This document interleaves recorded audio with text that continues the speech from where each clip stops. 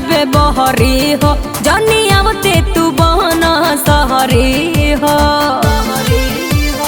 ए बाबू अइला गाँव से तू पहिला बे बहरी हो, जनी आवते तू बहना सहरी हो। तू झुकेगा नहीं साला तो तोड़ दूंगी, तोड़ दूंगी। लेडी डॉन हूँ मैं, गर्दन मरोड़ दूंगी। तू झुकेगा नहीं साला तो तोड़ दूंगी। लेडी डॉन हूँ मैं, गर्दन मरोड़ दूंगी। अरे क्या समझा?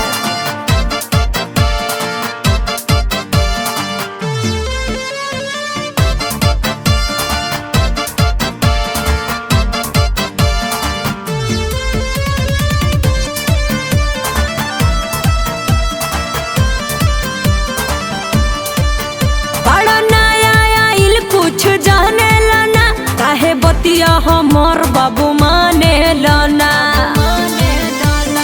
ए बड़ा नया आइल कुछ जाने लाना काहे बतिया हमार बाबू माने लाना। लेके घूमोगे बैंडेज माथा फोड़ दूंगी, हाँ फोड़ दूंगी। लेडी डॉन हूँ मैं, गर्दन मरोड़ दूंगी। तो झुकेगा नहीं साला तो तोड़ दूंगी, हाँ तोड़ दूंगी। लेडी डॉन हूँ मैं, गर्दन मरोड़ दूंगी।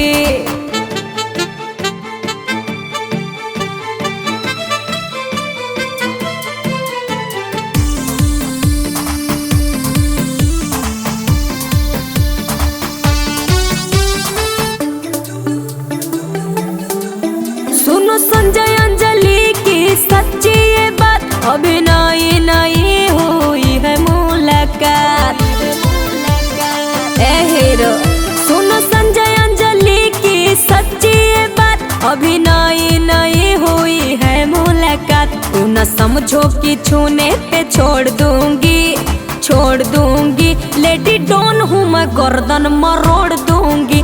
तू झुकेगा नहीं साला तो तोड़ दूंगी, तोड़ दूंगी। लेडी डॉन हूँ मैं, गर्दन मरोड़ दूंगी।